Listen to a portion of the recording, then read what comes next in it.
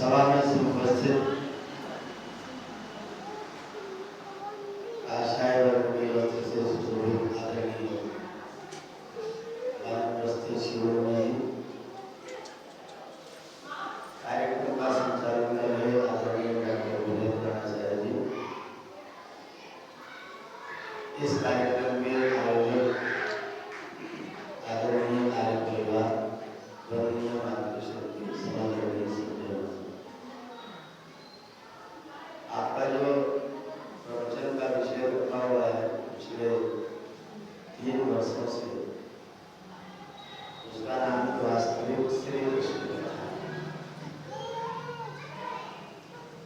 आज भाई प्रताप जी ने ईश्वर के विषय में ईश्वर की पूजा क्यों करनी चाहिए, उपासना क्यों करनी चाहिए, इस पर गीत के माध्यम से अपने विचार आपके समक्ष रख किए हैं। आर्य समाज के प्रांगण से बाहर निकल जाएं, आर्य समाज को छोड़ दें, किसी मंदिर की कथा में चले जाएं और ईश्वर के विषय पर कोई चिंतन श्रवण करें तो सब लोग मिल करके श्री कृष्ण को ईश्वर ही कहते हैं।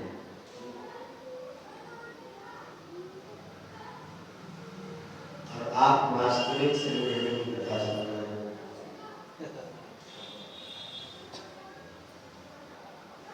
वे सब लोग श्री कृष्ण को ईश्वर मानते हैं। उनसे जब हमारी बातचीत होती है, चिंतन होता है, विचार होता है, तो मैं उनके सामने एक प्रश्न प्रस्तुत करता हूँ, ईश्वर एक या अनेक? ईश्वर एक या अनेक? एक। आप सब लोग मानते हैं ईश्वर एक। अगर अनेक हो तो कोई खतरा पैदा होगा?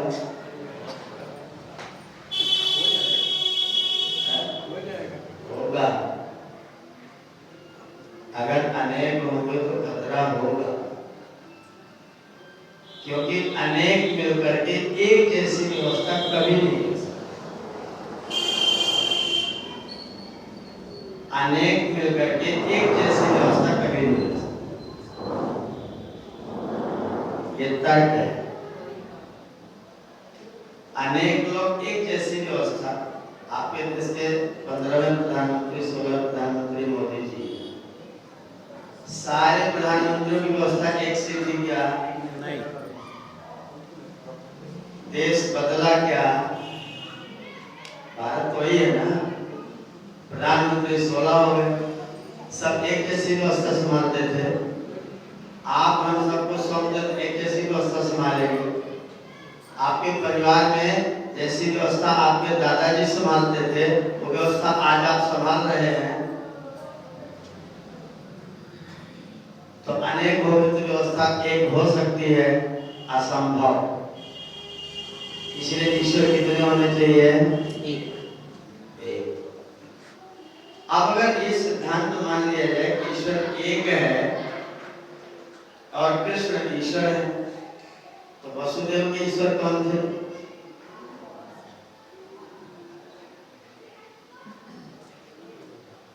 अगर ईश्वर एक है और कृष्ण ईश्वर है, तो वसुदेव का ईश्वर कौन है?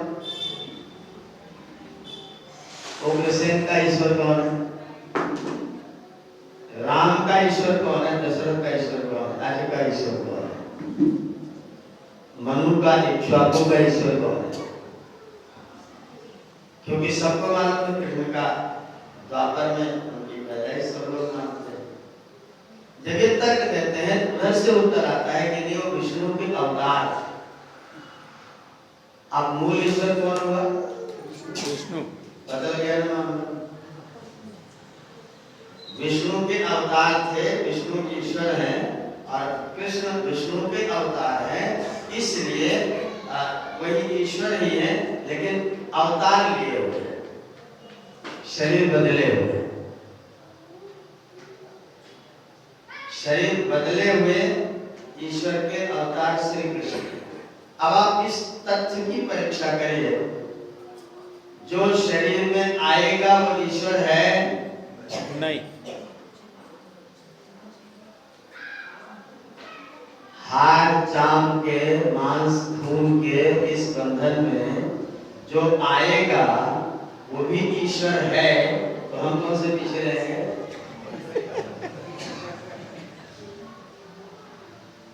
अभी तो इसी बंधन में आए हुए। जन्म और मृत्यु के बंधन में जीव आता है या ईश्वर आता है? जीव।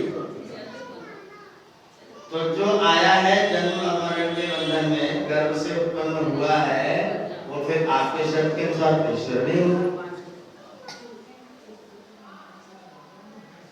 तो तर्क ये कहता है कि श्री कृष्ण ईश्वर नहीं है। प्रमाण पर आ जाइए। दो चीजें होनी चाहिए प्रत्येक वस्तु के साथ में, तर्क और प्रमाण। बिना सबूत के न्याय होगा क्या? नहीं होगा। आपकी दलील मानी नहीं जाएगी, चाहे कितने उच्च कोटि की दलील हो। अगर सबूत ना हो तो सब दलील बनावटी मानी है, इसलिए सबूत है। तर्क मैंने दिया, सबूत क्या है? अगर मैं सबूत प्रारंभ करूं तो आपको सारी रात सबूत मिला, वेद से लेकर के और आज की कविता तक, आज की तारीख में जो कविता लिखी गई उस तक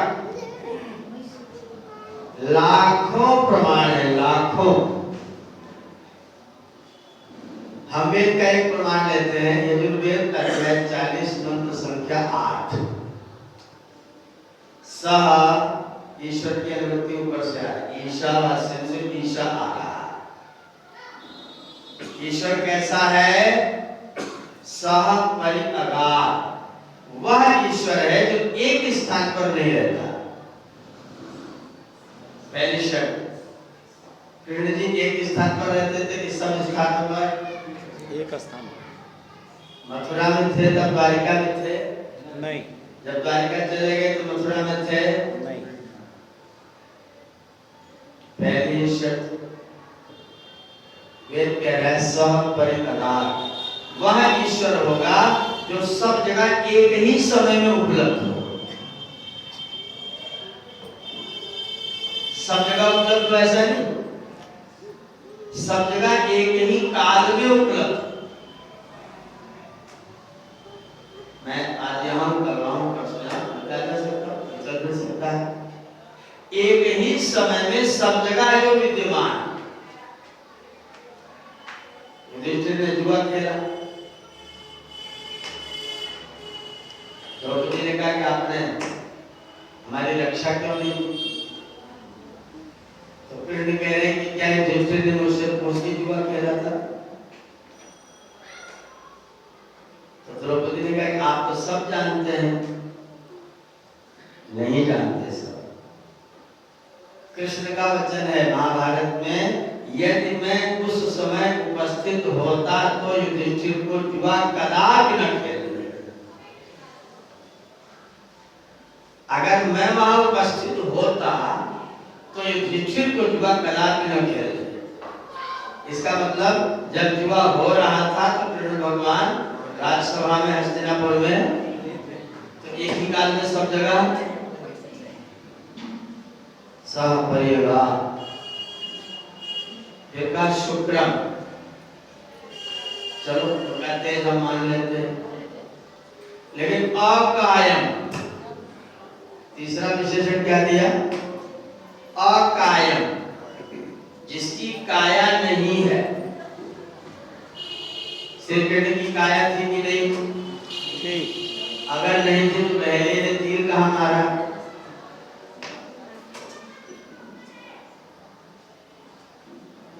अगर नहीं थी काया तो पहले ने तीर कहां मारा?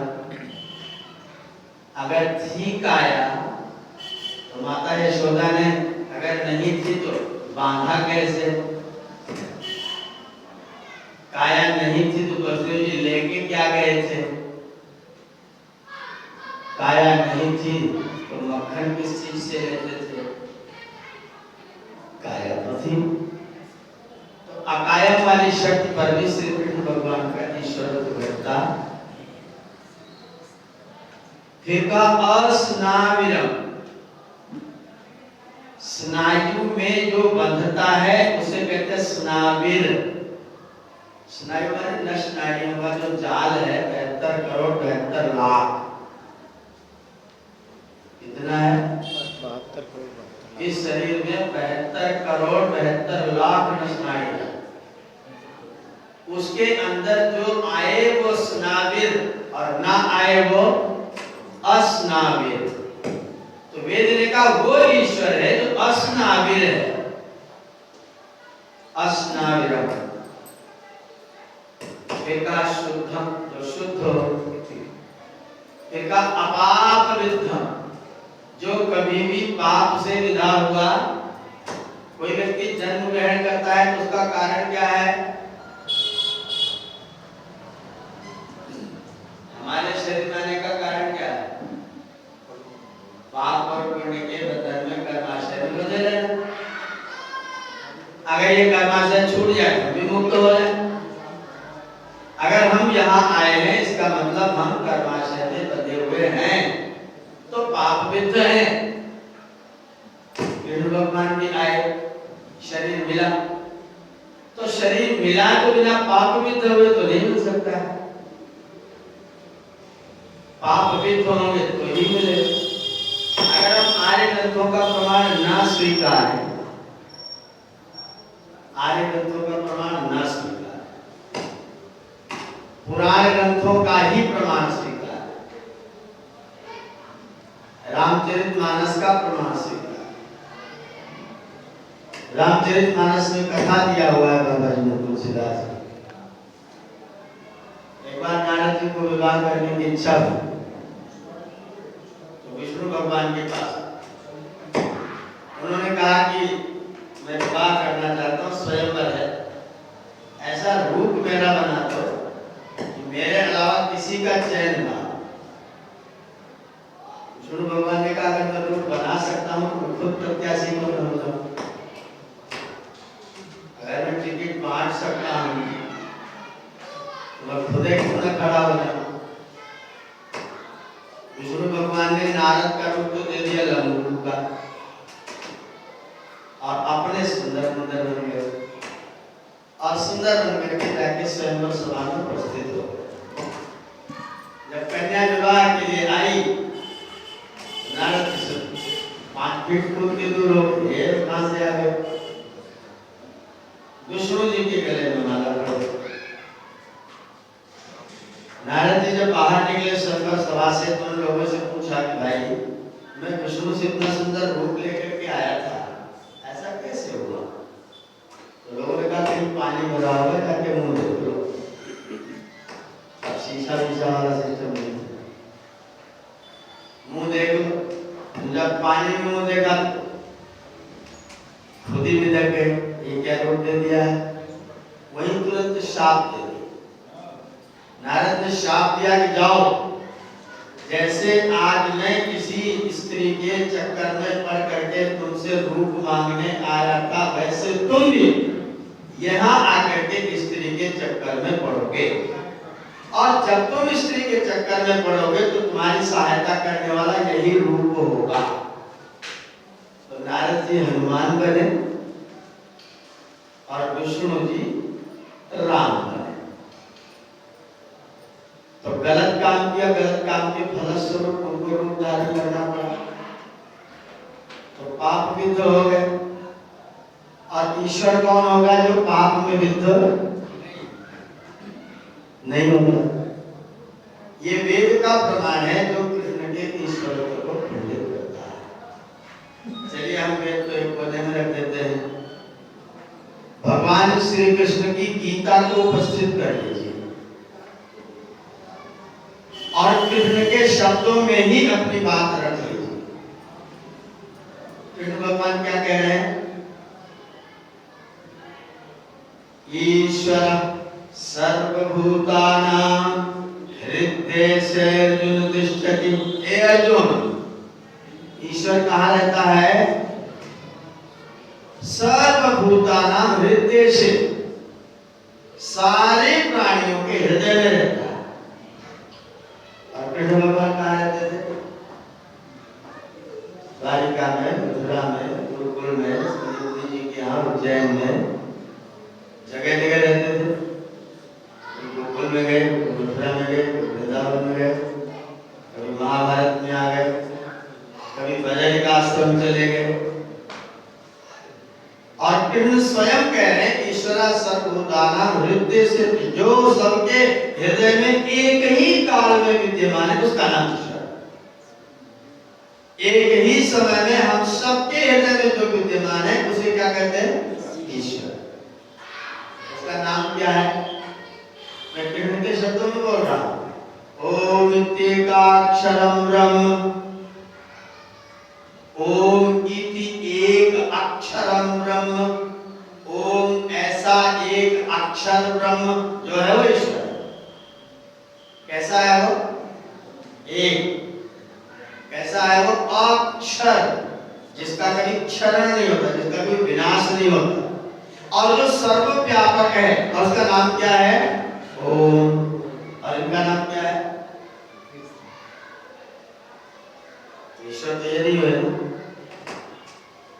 ईश्वर ये नहीं है। चाहे कृष्ण का प्रमाण ले लो, चाहे तर्क ले लो, चाहे वेद का प्रमाण ले लो। मैं एक शास्त्रीय प्रमाण और आपको देता हूं। भगवान पतंजलि ने, आचार्य पतंजलि ने ईश्वर के विषय में सूत्र लिखा, दूसरे साधन पाठ। क्या लिखते हो? क्लेश, कर्म, विपाक, आशय, अपरामृष्टः पुरुष विशेषः ईश्वरः। ईश्वर कौन है? जो चार चीजों से रहित। नंबर एक क्लेश। क्लेश क्या है? अविद्या, अस्मिता, राग, द्वेष और अभिनिवेश। अविद्या। अगर विद्या वाले होते तो संदीपनी जी के पास पढ़ने जाते। पढ़ने गए इसका मतलब विद्या सीखने गए। अविद्या तो थी, नहीं तो पढ़ने क्या गए?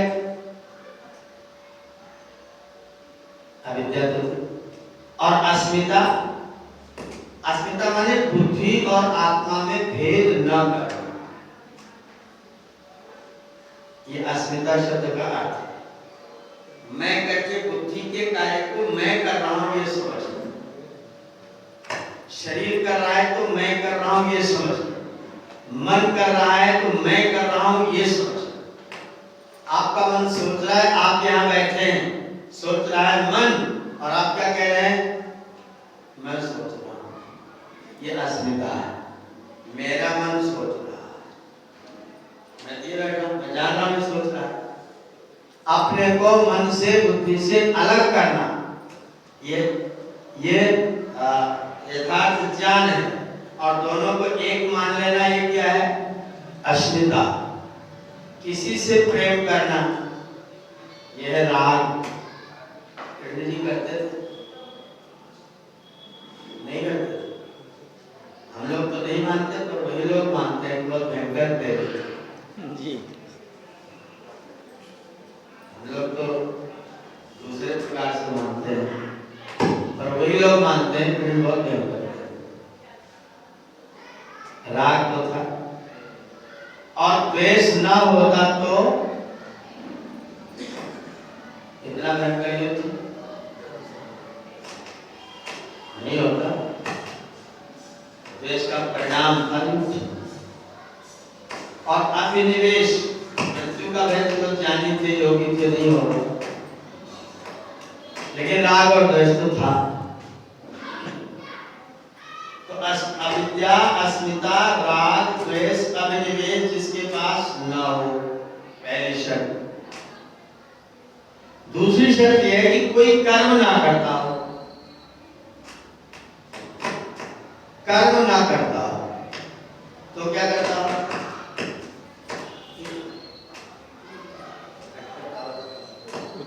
वो अगल बगल कुछ हो रहा है। कर्म ना करता हो तो क्या करता हो? क्रिया करता हो। ध्यान दीजिएगा, कर्म में और क्रिया में भेद आप समझ लीजिएगा गंभीरता से। कर्म क्या है और क्रिया क्या है? मैं श्वास लेता हूं,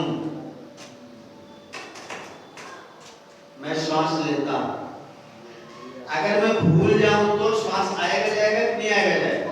आएगा जाएगा। अगर मैं भूल जाऊं और अटक जाए तो हमें लग जाएगा। श्वास लेना क्रिया है। जो स्वाभाविक रूप में भोजन पचाता हूं, पेट में भोजन पचता है अपने आप की, मैं कुछ मेहनत करता हूं, जो अपने आप होती है उसका नाम है क्रिया, और जो किया जाता है उसका नाम है कर्म। अब किया क्यों जाएगा? किया जाएगा जब कोई निमित्त होगा, जब कोई कारण होगा। ईश्वर कोई काम कारण होने पर करता है कि बिना कारण के करता है? ईश्वर दवा खाता है क्योंकि बीमार होता है? कर्म हमेशा कारण के उपस्थित होने पर किया जाता है, और क्रिया स्वभाव से की जाती है। निर्णय दोनों का ध्यान रखने के अलग अलग करिए। कर्म क्या है, क्रिया क्या है? क्रिया वह है जो स्वाभाविक रीति से होती है। जैसे ईश्वर जगत का निर्माण करता है, ईश्वर किसी को उसके कर्मों का दंड देता है, गुस्सा होके। अगर आप प्रश्नों का उत्तर नहीं जानते फिर हम ईश्वर को नहीं जानते। जैसे ईश्वर का भजन करने से आपको कुछ नहीं मिलेगा। इसलिए पहले ईश्वर के विषय में निश्चित हो जाएगा कि ईश्वर है क्या चीज वास्तव में। ईश्वर किसी कारण के, किसी निमित्त के उपस्थित होने पर अपने कार्य नहीं करता, वैसा करने का उसका स्वभाव है। वो गुस्सा होकर दंड नहीं देता, ईश्वर नाराज होकर दंड नहीं देता। ईश्वर नाराज हो ही नहीं सकता। आप किसी कदर लोग कहेंगे भगवान नाराज है, एकदम अगर भगवान नाराज होगा तो मनुष्य, जो नाराज होगा वो ईश्वर हो ही नहीं सकता। ईश्वर कभी नाराज नहीं हो सकता, क्योंकि उसका राज कभी ना हो ऐसा हो नहीं सकता। नाराज, जिसका राज ना रहे वो क्या होगा? नाराज। ऐसा करोगे ईश्वर का राज ना रहेगा, इसलिए ईश्वर नाराज नहीं हो सकता। ईश्वर न्याय करता है, वैसा करना उसका स्वभाव है, गुस्सा होकर नहीं करता। और कदाचित गुस्सा हो जाए तो कल्पना करिए बचेगा क्या? करो उसके गुस्सा होने बाद कुछ होगा क्या? रहेगा नहीं। ईश्वर कभी नाराज नहीं होता, कभी गुस्सा नहीं होता। न्याय करना स्वभाव है, जगत का निर्माण करना स्वभाव है, जगत का पालन करना स्वभाव है, जगत का संहार करना भी स्वभाव है। ईश्वर कर्म नहीं करता, कर्म करता ही नहीं। ईश्वर जो भी करता है, उपनिषद में लिखा है स्वाभाविकी ज्ञान बल क्रिया च। ईश्वर का ज्ञान, ईश्वर की क्रिया, ईश्वर का बल सब कुछ स्वाभाविक है, निमित्त से कुछ भी नहीं। जो स्वभाव से होता है वो क्रिया है, जो निमित्त से होता है वो कर्म। मेरा श्वास लेना क्रिया है, मेरा भोजन पचना क्रिया है, मेरा बोलना कर्म है, मेरा सोचना कर्म है। मैं सोचता हूं तो कर्म करता हूं, कर्म करूंगा तो फल मिलेगा, क्रिया करूंगा तो कोई फल नहीं। क्रिया का फल, मेरे श्वास लेने से ना कोई पाप लगेगा ना कोई पुण्य लगेगा। मैं श्वास लूंगा तो ना तो मुझे पाप लगेगा ना तो मुझे पुण्य। गाय स्वभाव से दूध देती है, कर्म नहीं करती है, और स्वभाव से ही लात भी मारती। इसलिए गाय के लात मारने का ना तो पाप लगेगा ना तो दूध देने का पुण्य लगेगा। कुत्ता आपको काट ले तो उसे बिल्कुल भी पाप नहीं लगेगा, क्योंकि योजना बना के नहीं काटा, कर्म नहीं करता, क्रिया है। कुछ उसको अलवी तलवी दिखेगा, उल्टा सीधा दिखेगा, आपके ऊपर उसके मन में शंका होगी तो अपने सुरक्षा व्यवस्था के लिए आपको स्वभाव से करता है। मधुमक्खी आपके हाथ पर बैठ करके काट खाए, उसको कोई पाप नहीं लगेगा। अब 10 किलो शहद दे नहीं खा सकते, उसको कोई भी नहीं मिलेगा, क्योंकि शहद बनाना उसका अगर निमित्त से बनाती तो कहाँ लगाती? सार्वजनिक स्थान पर, किसी गड्ढे में बंकर में, बस वो कहीं बैठती है, उसका स्वभाव है कहीं बैठ करके लगाना है, आप चले उसका स्वभाव। तो जो कर्म करेगा वो ईश्वर नहीं, जो क्रिया करेगा वो ईश्वर है। और कृष्ण भगवान तो निमित्त से प्रेरित हो रहे हैं। एक आदमी अपना तीर निकाल रहा, उसका रथ का पहिया जमीन में चला गया। अर्जुन ने कहा धर्म कह रहा है कि तीर नहीं चलेगा। कृष्ण भगवान ने क्या किया? कोई बात नहीं, अर्जुन को पूरा इतिहास याद दिलाया। यही कर्म है, यही कर्म है, इसने ये किया, ये कर, ये किया, ये कर, ये किया, ये करते करते अर्जुन जोश दिला करके, ये कर्म है कि क्रिया है? जिसमें निमित्त खड़ा होगा वो पहचान है, जहां निमित्त होगा वो कर्म है, जहां कोई निमित्त नहीं स्वभाव हो रहा है वो क्रिया है। श्री कृष्ण भगवान कर्म करते हैं और कर्म का फल भी प्राप्त करते हैं। और कर्म का आशय योगी रहे तो कर्माशय को समाप्त कर सकता है, हो सकता है उनका कर्माशय ना होगा, लेकिन कर्म तो किया। जो इन चारों चीजों से एकदम अपरामृष्ट स्पर्श भी नहीं है वो ईश्वर है। तत्र निरतिशयम् सर्वज्ञ बीजम्, उस ईश्वर में सर्वज्ञता का विजय सीमा पर्यंत है, अनंता पूरी पराकाष्ठा तक उसकी सर्वज्ञता असीम है। और कृष्ण भगवान की सर्वज्ञता असीम है कि ससीम है? सर्वज्ञता है ही नहीं। अगर सर्वज्ञता होगी तो जिसमें नेतृत्व खेलने जा रहे थे, जब कह रहे कि मैं होता तो रोक देता, अगर सर्वज्ञ होते तो रोकते, इसलिए सर्वज्ञ तो नहीं। तो तत्र सर्वत्र तत्र निरतिशय सर्वज्ञ बीज, वहां पर निरतिशय होता है सर्वज्ञता का बीज, वो सर्वज्ञ पराकाष्ठा पर्यंत होता है। तो एकादश से वाचक प्रणव, उस ईश्वर का नाम क्या है? ओम। पतंजलि कहते हैं ईश्वर का नाम क्या है? ओम। कृष्ण भगवान कहते हैं ईश्वर का नाम क्या है? ओम। वेद भगवान कहते हैं ईश्वर का नाम क्या है? और हम सब लोग क्या सुन रहे हैं? कृष्ण जी, इनका नाम है कृष्ण जी। इसका मतलब ईश्वर को बैठता नहीं है। आप ईश्वर के विषय में जब तक निश्चित नहीं हो जाते यही ईश्वर है, तब तक उपासना किसकी करेंगे? किसका भजन गाएंगे? जो जिसका बता देगा, जो जिसका बता देगा उसका भजन गाना शुरू कर देगा। नहीं जी ये ठीक है, चलो जी ये ठीक, चलो जी ये ठीक है, नहीं उसका वाला ठीक नहीं, यही वाला ठीक। ठीक करते रहे। इसलिए ईश्वर के विषय में वेदांती सत्य शास्त्रों के आधार पर निश्चित तौर पर व्यक्ति को जान लेना चाहिए,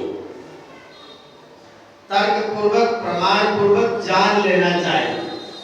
जिसके अंदर किसी कोने से भी पक्षपात हो वह ईश्वर है कि नहीं? विश्वास है, अभी परीक्षा करो।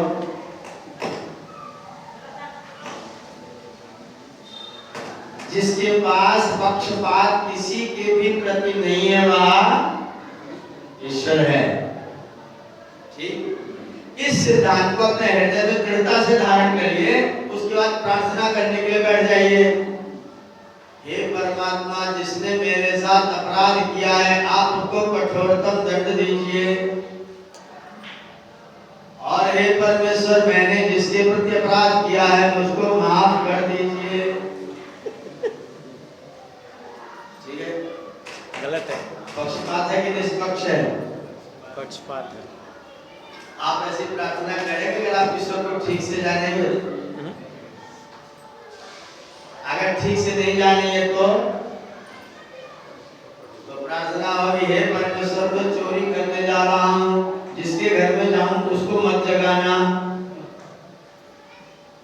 अगर न जगा तो आपको 50-50 आपको भी चढ़ाऊंगा। अगर ईश्वर के विषय में ठीक से जानेगा तो ऐसा काम करेगा। कोई देख तो नहीं रहा है, कोई देख तो नहीं रहा है, ये देख के अगल बगल देख के गलत काम करेगा। ईश्वर को ठीक से नहीं जानेगा तो जरूर करेगा। कोई देख तो नहीं रहा, इसकी कोई की सीमा में ईश्वर तो आता ही नहीं। इसकी कोई की सीमा में केवल मनुष्य होता है बस। गाय देखे तो कोई बात, बालक देखे तो कोई बात नहीं, कोई व्यक्ति ना देखे, कोई मनुष्य ना देखे, छोटा बच्चा देखे तो भी चलेगा। कोई देख तो नहीं रहा है। इस प्रश्न को जब हमारा मन करता है, चित्त करता है, तो आप उस कोई में किसको किसको रखते हैं? ईश्वर को तो कदापि नहीं रखते। अगर ईश्वर को रख लेते तो कोई देख तो नहीं रहा, प्रश्न मर गया। ये प्रश्न जिंदा ही नहीं हो, क्योंकि बिना ईश्वर के देखे तो आप कुछ कर नहीं सकते। ईश्वर ना देख रहा हो ऐसा कोई कार्य आप कर नहीं सकते। तो कोई देख तो नहीं रहा है तो सवाल ही बंद हो गए। और हम सारे संसार के मनुष्य प्राणी क्या सवाल करते, कुछ भी गलत काम करते समय सब ये बात जरूर देखते कोई देख तो नहीं रहा, छिप के करते हैं, छिपा के करते हैं। और जिससे छिप और छिपा सकते ही नहीं है वो ईश्वर है। इसलिए मैं आज के व्याख्यान में आपसे कहना चाहता हूं, ईश्वर के सत्य स्वरूप को आप जब तक नहीं समझेंगे तब तक आपकी प्रार्थनाएं कभी भी सार्थक नहीं होंगी। इसलिए ईश्वर के स्वरूप को ठीक से समझना चाहिए, समझना पड़ेगा। और आप कल्पना करेंगे हम जो कार्य करते हैं वो कितना ईश्वर से हट करके करते हैं, ईश्वर से बचा करके जाते हैं। अभी इसके विषय वेद में कहा, उसमें कोई हाड़ मांस के बंधन में जो नहीं आता, शरीर से जो रहित। और जब हम मूर्ति को माला चढ़ाने जाते हैं तो किसको चढ़ाते हैं?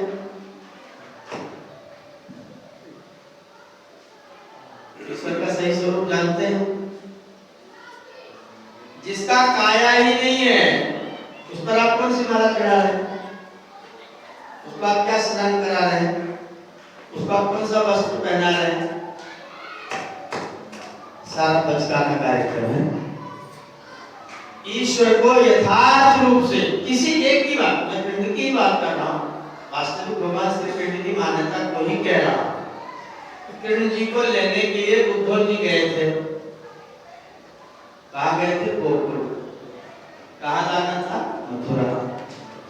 मथुरा में कंस ने व्यवस्था बनाई थी, कुश्ती का कार्यक्रम रखा था और कहा था कि कृष्ण और बलराम को लेकर के आओ। 14 साल के थे लेकिन पहलवानी प्रसिद्धि पा गए। 14 साल में ही प्रसिद्ध पहलवान थे और उस समय के चैंपियन लोग थे चाणूर वगैरह, बड़े बड़े पहलवान जो हाथियों से भिड़ जाते, उन लोगों की कुश्ती थी। उन्होंने 14 साल के बच्चों को बुलाया।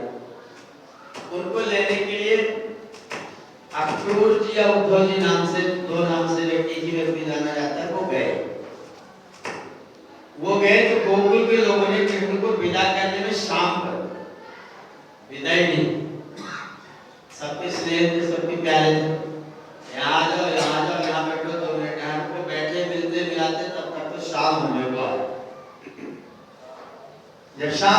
गया तो मुझे बोले भाई आप तो चलो बहुत देर हो, चलने लगा।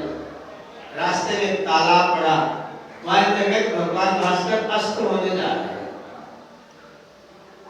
इन्होंने तुरंत अक्रूर जी से कहा रथ रोको। अरे बाबा ऐसी बहुत देर हो गया, हम नहीं रुकेगा, हम चलेंगे। बोले नहीं नहीं, शास्त्र का आदेश है सूर्योदय और सूर्यास्त के समय ईश्वर की उपासना अवश्य करनी चाहिए। अब सूर्यास्त होने जा रहा है, यहीं रुको, रथ रोको, यहाँ तालाब भी है और लिखा है अपाम समीपे नियतम, जल के पास में बैठ करके संध्या वंदन करना चाहिए। जल उपस्थित हो गया है, इसलिए यहीं रुको, मैं जब संध्या वंदन करूंगा तब इसके आगे यहाँ से चलेगा। तो कृष्ण भगवान किसका संध्या वंदन कर रहे थे?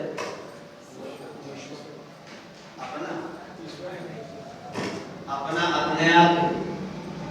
ये मेरा प्रमाण नहीं, ये आज समाज की किताब का प्रमाण नहीं है, यह हमारे उन ग्रंथों का प्रमाण है जिसको हम सब लोग कहते हैं, कथा सुनाने में बातचीत करते हैं। उन ग्रंथों में कहा गया भगवान श्री कृष्ण वहां पर बैठे और पूरे 1 घंटा उपासना, 10 मिनट वाला संध्या पाठ नहीं, 1 घंटा उपासना करने के बाद सूर्यास्त हो गया, तब ये लोग मथुरा में आए। ये महाभारत में लिखा हुआ, भागवत पुराण में भी लिखा हुआ। कृष्ण भगवान ने कहा कि ईश्वर की उपासना करने का समय है, जब मैं उपासना करूंगा तब मैं यहाँ से चलूंगा। कौन से ईश्वर की उपासना कर रहे होंगे? तभी आजकल वाले ईश्वर तो थे नहीं, आजकल तो निरे हो गए। इसीलिए हो गए कि उन्होंने ईश्वर के सच्चे स्वरूप को नहीं समझा, नहीं जाना, इसलिए अनेक ईश्वर हो। जब हम किसी चीज का विकल्प देते हैं तो विकल्प कभी भी एक नहीं हो सकता, ध्यान रखिए, विकल्प कभी भी एक नहीं होगा। अगर आप एक विकल्प देंगे तो 4 विकल्प जरूर खड़े। अगर आपने ईश्वर का विकल्प दे दिया तो ईश्वर भी अनेक खड़े हैं, और इसीलिए अनेक ईश्वर खड़े हो गए हैं। कई ईश्वर जिनका एक्सीडेंट हो गया, कुछ लोग मर गए, विदेश में गए, गाड़ी चढ़ गई, सड़क पे चिथड़ा, वो भी बैठ करके अपने आप को ईश्वर का दर्शन करा, ईश्वर देखो ये है। एक विकल्प हमने खड़ा किया, तमाम ईश्वर ईश्वर खड़े। इसलिए ईश्वर के विषय में विकल्प बिल्कुल भी नहीं, ईश्वर कहीं खोजने जाने की जरूरत नहीं होती। ईश्वर अगर है तो, और अगर नहीं है तो फिर नहीं। जिसके हृदय में ईश्वर नहीं है उसका ईश्वर कहीं भी नहीं है। और बाहर जो लोग ईश्वर को खोजते रहते हैं वो कभी उसको उपलब्ध नहीं हो सकते, कभी प्राप्त नहीं हो सकते। इसलिए क्योंकि बाहर ईश्वर तो है लेकिन आप नहीं। जीवात्मा शरीर में परिच्छिन्न है, परमात्मा शरीर में व्यापक है और ब्रह्मांड में भी विभु है, व्यापक है, वो सर्वत्र व्यापक है। और हम केवल यहाँ रहते हैं, तो भेंट कहाँ हो? जहाँ दोनों रहे। एक तो सब जगह घूम रहा है और एक स्थान पर है, तो भेंट कहाँ हो सकती है? सब जगह जाने से, जहाँ पर एक रहने वाला जो स्थिर रहता है, जहाँ पर जीवात्मा रहता है उसी हृदय में हम परमात्मा से वास्तविक अर्थों में भेंट कर सकते, इसके अलावा कोई चारा उससे मिलने का नहीं। आप बाहर जाएंगे तो बाहर देखने जा सकते हैं आंखों से बाहर, और विचित्र बात यह है कि आंखों से वो दिखता है। लोग कहते हैं, विज्ञान के लोग कहते हैं, आजकल बहुत बहस हमारी कक्षा में खूब चलती है विज्ञान की अवस्था। विज्ञान के लोग कहते हैं जो आंख से नहीं दिखेगा उसको हम नहीं मानेंगे, तब मानेंगे जब हमको आंख से दिखाई देगा। जब तक नहीं दिखाई देगा तब तक हम उसको मानेंगे नहीं। एक सज्जन ने मुझे लिखा, मैंने कहा अपना दर्द दिखा दो, दर्द आंखों से दिखा, भूख आंखों से दिखा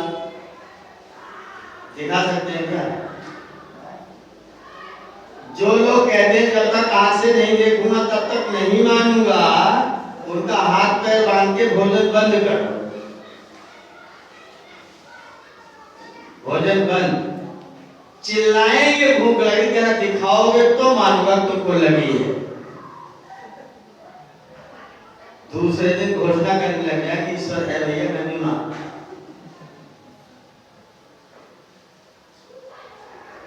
दर्द को, भूख को आप कभी बता सकते हैं, दिखा सकते हैं, आंखों से, मशीन से पकड़ सकते हैं?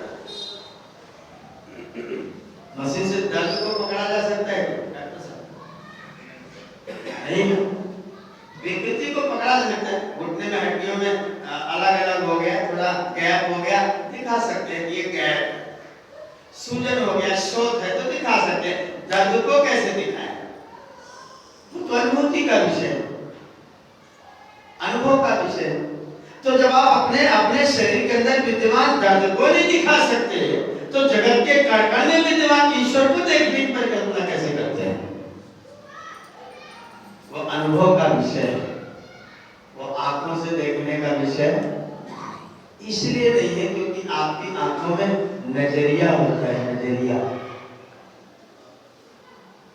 आपकी आंखों से जो दिखेगा वो एक जैसा रह ही नहीं सकता, और ईश्वर अनेक जैसा हो नहीं सकता। ईश्वर अनेक जैसा होगा नहीं और आपकी नजर एक जैसी होगी नहीं। तो ऐसे ईश्वर को आपकी नजर कैसे देखेगी? ईश्वर को देखना हो अनुभव करिए, और तर्क से सीखना हो तो कोई फूल तोड़िए, फूल गुलाब का, गेंदा का, उसको लेकर उसको देखिए, और किसी भी ज्ञान के व्यक्ति से पूछिए इसकी सुगंध कहां से है और है कहां, मुझे सुगंध दिखाओ। दिखा सकते हैं? अभी तक विज्ञान यहां तक नहीं पहुंचा। सुगंध दिखाओ, इसके अंदर वसा है, कार्बोहाइड्रेट है, प्रोटीन है, रस है, जल है, और सुगंध कहां से, वो कैसे आए? मिट्टी खाता खाता पेड़ पौधा जो है मिट्टी खाता खाता फूल और फल कहां से देना शुरू कर देता है? गाय बरसीम खा करके उसी हरे चारे से बछड़े के लिए दूध बनाती है और अपने लिए खून बनाती है। हरे में से लाल और सफेद रंग का दो तत्व कैसे बनता है? वो कहते बनता है। कैसे बनता है? बनता, ये मिलाओगे तो हो जाए। कैसे हो जाता है? इसका उत्तर अभी तक नहीं है। दुनिया में बहुत से ऐसे प्रश्न हैं जो अननोन हैं और अननोएबल भी हैं, कभी जाने नहीं जा सकते। आपको स्वीकार करना पड़ता है, मानना पड़ता है। पूरा विज्ञान जगत आत्मा और ईश्वर को अलग करके दुनिया को देखने की चेष्टा में अपना समय लगा रहा है। उनकी इच्छा है कि मनुष्यों को बना डाले, आत्मा के बाद आत्मा को निकाल करके उस शरीर से शरीर को बना डाले। ये कोशिश चल रही है, लेकिन फिर भी विज्ञान जगत जो आज जो विज्ञान जगत है, हाइड्रोजन ऑक्सीजन H2O से पानी बनता है, तो बनाइए। बनाते हैं क्या? बने बनाए का उपयोग करते हैं, और बने बनाए में हाइड्रोजन ऑक्सीजन मिला हुआ है जान लेते हैं क्या? दोनों गैसेस मिला करके पानी बना के बच्चे लोग अपने घरों में पीते हैं। और एक तर्क और, कोई भी जड़ वस्तु बिना किसी चेतन की सहायता के क्रिया नहीं कर सकती। कोई जड़ वस्तु बिना किसी चेतन की व्यवस्था की क्रिया नहीं कर सकती। वो तर्क देते हैं कि रोटी रख दो, थोड़ा सा उसके ऊपर पानी छिड़क दो, अगले दिन उसके अंदर से फफूंदी प्रकट हो जाए। ये किसने किया? इसमें कौन चेतना लगी? हम लोग तुरंत उत्तर देंगे ईश्वर। और वो क्या उत्तर देंगे?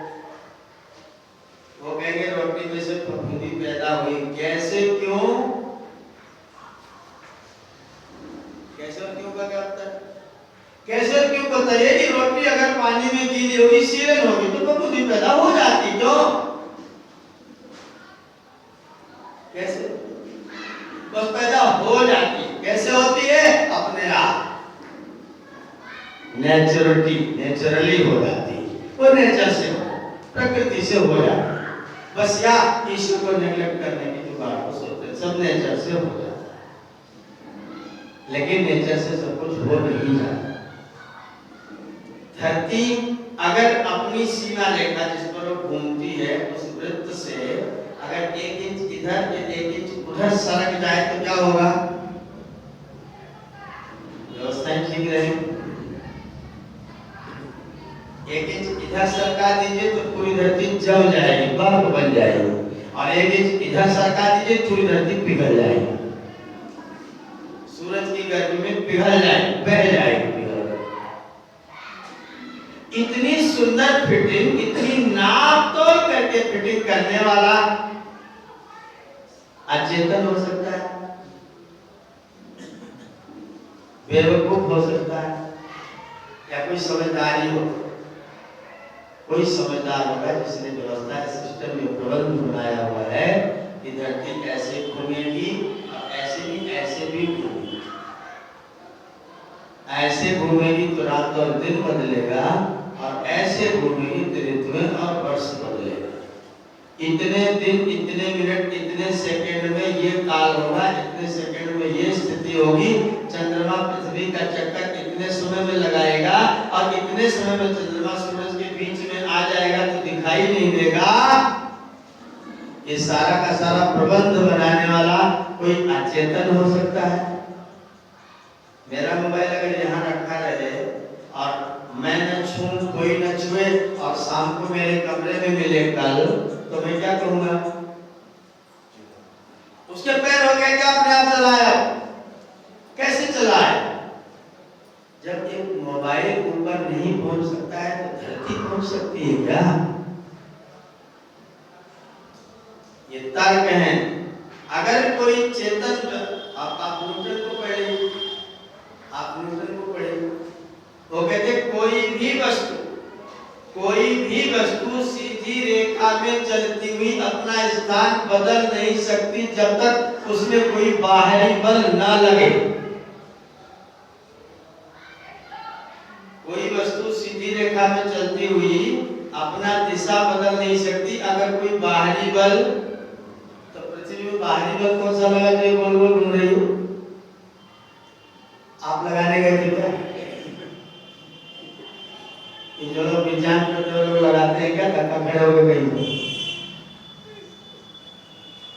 और इतना बड़ा वैज्ञानिक कह रहा है कि बाहरी बल बिना लगे कोई वस्तु गोल घूम ही नहीं सकती, सीधी रेखा में जाती रहे। अगर रेखा बदलवाओगे तो बाहरी बल की आवश्यकता पड़ेगी। फुटबॉल चल रही है, अगर आप उसमें लात ना मारा तो तुम्हें लात के बाहर जाए, वो घूमने वाली नहीं। घूमेगी तो आपको बाहर से एक लात लगाना पड़ेगा। पृथ्वी अगर गोल गोल घूम रही है, इसका मतलब इसमें कहीं से बाहरी बल लगाने वाला कोई तत्व है, और वो बल किसका है? हमारा, किसी का, किसी देश का। अमेरिका नाटो लगाया हो, किसी ने नहीं लगाया है, इसलिए कौन लगा सकता है? वो कहेंगे नेचर, हम कहेंगे ईश्वर। वो कहेंगे प्राकृतिक रूप से होता है, हम कहेंगे ईश्वर के रूप से होता है। हम जितने लोग यहाँ बैठे अपने आप से पूर्ण संतुष्ट हैं, असंतुष्ट कब होते हैं? जब पराधीन। असंतुष्टि का आधार क्या है? पराधीन, न कर पाना। क्या हम जो चाहे सब कुछ कर सकते हैं?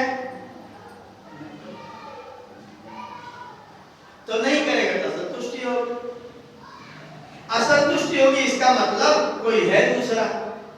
वो दूसरा कौन? दूसरा कौन? अगर जन्म लेना मेरे हाथ में होता, मेरे हाथ में, तो मैं कहाँ जन्म लेता? अंबानी जी के घर में करोड़ आदमी पैदा होते, करोड़ लड़के पैदा होते, करोड़, थोड़े बहुत नहीं। अंबानी जी के घर किसी अति गरीब, अति निर्धन, विकलांग कोई व्यक्ति पैदा हो रहा है अपनी मर्जी से, कोई व्यवस्था है, कोई सिस्टम है, कोई प्रबंध है। मुसलमान कहेगा अपनी मर्जी से, ईश्वर की, अल्लाह ताला की मर्जी से। अगर अल्लाह ताला अपनी मर्जी से किसी को विकलांग पैदा करता है तो पक्षपाती है, न्यायकारी नहीं। अगर मेरे कर्मानुसार पैदा करता है तो अवश्य न्यायकारी है। और इसीलिए हम लोग पूर्वजन्म को स्वीकार करते हैं। ईश्वर हमारे ही कर्मों के अनुसार हमको जन्म, आयु और भोग प्रदान करता है। जो मेरी जन्म, आयु और भोग की व्यवस्था करता है, उस व्यवस्थापक का नाम है ईश्वर। वो मेरे जन्म की व्यवस्था करता है, मेरे कर्मों की व्यवस्था करता है, मेरे अनेक प्रकार के फलों की व्यवस्था करता है। जब शरीर क्षीण हो जाता है तो अपनी शरण में लेकर के मुझे दूसरा शरीर भी प्रदान करने की व्यवस्था करता है। जैसे पिताजी अच्छे हो, धनी हो, और उनके बेटे का मकान खराब हो जाए तो पिताजी क्या करेंगे? नया बनवाएंगे। तो मेरे पिताजी, मेरा मकान खराब हो जाए तो क्या करेंगे? नया बनवाएंगे। वो परमेश्वर मुझको नए मकान के रूप में मुझको शरीर प्रदान करता है, फिर प्रदान करता है, न्याय पूर्वक प्रदान करता है, पक्षपात पूर्वक प्रदान। अगर संसार में आपको कहीं व्यवस्था दृष्टिगोचर होती, व्यवस्था, नियम, कायदा, कानून, तो वो कभी अचेतन नहीं बना सकता, तो चेतन ही बना सकता है। इसलिए ईश्वर कैसा है?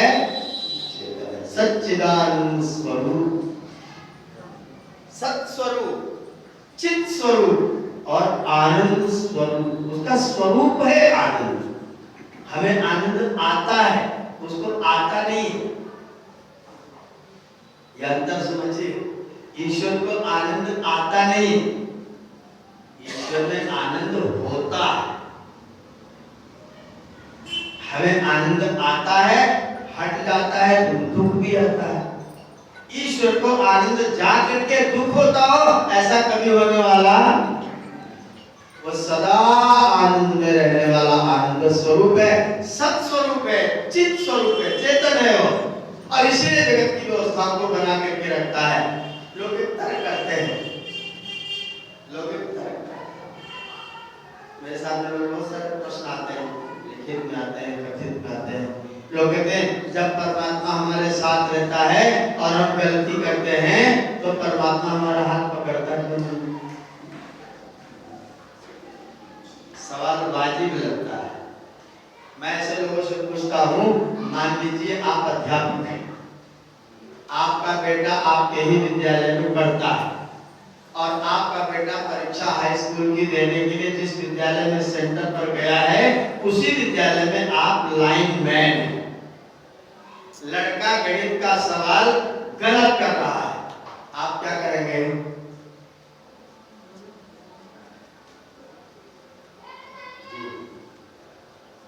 आप अध्यापक क्या करें? उसकी कॉपी छीन के 2 थप्पड़ मार के उसकी कॉपी सही कर दें? नहीं करें। अगर कर दे तो अगली बार आपका पुत्र पढ़ेगा नहीं, कोशिश करेगा कि लाइनमैन मेरे पिताजी ही बने, क्योंकि पिताजी मेरे सवाल हल कर देंगे। और जब पिताजी हल कर देंगे तो उसके दूसरे साथी होंगे, वो भी पिताजी पिताजी कहने लग जाएंगे। आप भी पिता, गली गली में 100 पाप बनाने पड़ते हैं, कुर्सी कुर्सी पान फूल पहुंचाने पड़ते हैं। काम नहीं बनता है केवल अर्जी देने से, कुर्सी कुर्सी पान फूल पहुंचाने पड़ते हैं। गली गली में 100 बाप वो भी बना लेंगे। अगर पिताजी ये करने लग जाए तो जो उनकी कक्षा होगी वो सब के सब पिताजी पिताजी पिताजी पिताजी, तो अभी बार पढ़ेगा कौन? परमात्मा न्यायकारी है, इसलिए ऐसा कभी कर क्या करेगा? न्यायकारी इसलिए क्या करेगा? आपके हृदय में गलत होगा तो शंका पैदा करेगा, अच्छा होगा तो प्रसन्नता पैदा करेगा। आप समझ सकते हो तो समझ। पहले शंका लगा सवाल पता नहीं ठीक हो रहा है कि नहीं हो रहा, तो शंका दोबारा चेक कर, उसका शॉर्ट क्या है कि सवाल हल करने की वो चेक कर, पता लग जाएगा मेरे से गलत हो गया। मन में भय शंका लज्जा है, इसका मतलब मेरा पिता अंदर से मुझको समझा रहा है। मन में आनंद उमंग उत्साह है, इसका मतलब मेरा पिता अंदर से मुझे समझा रहा है। हाथ पकड़ेगा तो पक्षपाती हो जाएगा और लोगों को निकम्मा बना देगा। इसलिए जो माता पिता लोग अपने बच्चों को होमवर्क कर देते हैं, कराते नहीं, शाम को टीवी देखते रहते हैं, सवेरे बच्चे के स्कूल का टाइम होता है तो मिनमिनाना शुरू कर देते, तो मम्मी क्या करती? अच्छा तू नहा गया बंदर करती, 2 मिनट में मम्मी होमवर्क को पूरा करके रखती, बच्चा मुस्कुराता हुआ विद्यालय चला जाता है। मम्मी जी का काम खत्म, बच्चे काम खत्म। अरे बच्चा सीखेगा नहीं सीखेगा। जो माता सिखाना चाहेगी कल से ठीक टाइम में उठा तो दोनों कान उखाड़ के तेरे हाथ में दे दूंगी, या तो होमवर्क शाम को करके तब सोने जाएगा। जो माता जी ऐसा कर लेगा उनका बच्चा होमवर्क, तो मेरा पिता मेरा परमात्मा भी अच्छी माता पिता है, इसलिए बुरा करते हैं तो भय शंका लज्जा पैदा कर देता है, अच्छा करते हैं तो आनंद उमंग उत्साह पैदा कर देता है, आपकी सहायता करता है, आपके ऊपर कृपा करता है। लेकिन जब आप पात्र बनते हैं तो कृपा करता है, पात्र नहीं बनते हैं तो कृपा, ईश्वर की कृपा प्राप्त करनी है तो पात्रता आपको अर्जित करनी पड़ेगी। किसी का आशीर्वाद लेना है, किसी से कुछ प्राप्त करना है तो आपको कृपा का पात्र बनना पड़ेगा। एक व्यक्ति ने दिन भर आपके यहाँ काम किया, एक व्यक्ति ने कुछ भी नहीं किया, शाम को आपके पास आए, बोले 300 रुपया दो। जिसने कुछ नहीं किया हुआ है 300 रुपया दो, एक ने काम किया उन्होंने कहा 300 रुपया दो, आप क्या करेंगे? जो काम किया उसको देंगे, जो काम किया उसको देंगे, और जिसने काम नहीं किया उसको चला गया दोबारा नहीं आता रहेगा। तो जो करेगा वो कृपा पात्र बनेगा, जो कृपा पात्र बनेगा उसके ऊपर प्रभु की कृपा होगी। जो कृपा पात्र नहीं बनेगा उसके ऊपर दया तो होगी लेकिन कृपा नहीं। दया क्या होगी? सुधरने के लिए मानव का तन आपको एक बार फिर से प्रदान किया जाएगा, ये दया है। अगर हम मानव के शरीर में आए हैं तो क्या है? ईश्वर की दया है, उसने मुझे सुधरने का अवसर प्रदान किया है। अगर मैं फिर भी नहीं सुधरूंगा तो फिर अगली बार दया करना भी बंद कर देगा, फिर वो सुधारने के लिए आपको दूसरी क्लास में भेजेगा, कुछ भी बनाएगा, किसी अन्य प्राणी की ओर में भेजेगा, जाओ कुछ दिन कर्म फल भोगना, फिर उसके बाद में आना। मनो हो मनुष्य हो तो नए कर्म करो, काम्य कर्म करो, जीवन की उन्नति के लिए प्रयत्न करो, जीवन को विकसित करने का प्रयत्न करो। जहां हो वहीं बिल्कुल मत रहो, अगर जहां हो वहीं रहोगे तो अगली बार आपको वहीं रहने नहीं दिया जाएगा। अगर कोई विद्यार्थी कहे मैं तो इसी कक्षा पढ़ूंगा, ये कक्षा बहुत सुंदर है, इसमें ब्लैक बोर्ड बहुत अच्छा है और 5वीं कक्षा के जो क्लास टीचर बहुत अच्छे, मैं यही रहूंगा, तो क्या करें? तू यहीं बैठा रहे, तेरे सब क्लास वाले क्लास टीचर से दूसरे क्लास में बैठे, तुझे यहाँ छोड़ेगा, सब आगे बढ़ जाए और तुम पिछड़ जरूर जाओ। इसलिए इसलिए मानव के तन में आए हैं, मनुष्य का तन प्राप्त किया है, तो नए कर्म करें और ईश्वर का दुरुपयोग न करें। पाप कर्म करने के बाद ईश्वर कभी क्षमा नहीं करेगा। आप अपने आचरण को नहीं सुधारेंगे तो ईश्वर कृपा नहीं। और अगर आप किसी को क्षमा नहीं कर सकते हैं तो ईश्वर भी आपको क्षमा, अगर चाहते हो ईश्वर क्षमा करे तो जो आपके प्रति गलती करता है आप उसको भी क्षमा करना प्रारंभ कर दीजिए। जब तक हम अपने आप को सन्नद्ध करके सत्य स्वरूप को जान करके सही अर्थों में ईश्वर की उपासना नहीं करेंगे तब तक ईश्वर की कृपा के पात्र नहीं बनेंगे। और ईश्वर की कृपा की पात्रता के बिना कभी जीवन में आनंद, उमंग, उत्साह, सुख, समृद्धि और शांति की प्राप्ति नहीं हो सकेगी। इसलिए मेरा निवेदन है, ईश्वर के सच्चे स्वरूप को समझें, वो कैसा है, क्या है। जो तथाकथित लोग अपना करते रहते हैं, बरगलाते रहते हैं, अपना कुछ दुकान चलाते रहते हैं, कोई अपना संप्रदाय खड़ा करते रहते हैं, वो लोग सही उपयोग नहीं करते हैं। वेद से लेकर के हमारे आधुनिक शास्त्रों तक ईश्वर के सच्चे स्वरूप का वर्णन किया गया है। कुछ लोग इसमें अपना कुछ मिर्च मसाला मिला के कुछ और बातें करते रहते हैं, लेकिन वो उचित नहीं है, वो विचारणीय नहीं है, वो तो छोड़ देने के लायक है। ईश्वर न्यायकारी है, ईश्वर दयालु है, हमारा पिता है, हमारा गुरु है, हमारा न्यायाधीश है। उसको वैसा ही मान करके उस गुरु और न्यायाधीश की कृपा प्राप्त करने के लिए अपनी पात्रता को बढ़ाने का प्रयत्न सदैव करते रहे। इन्हीं शब्दों के साथ आज के लिए आप सबका बहुत बहुत धन्यवाद करते हुए विराम देते हैं।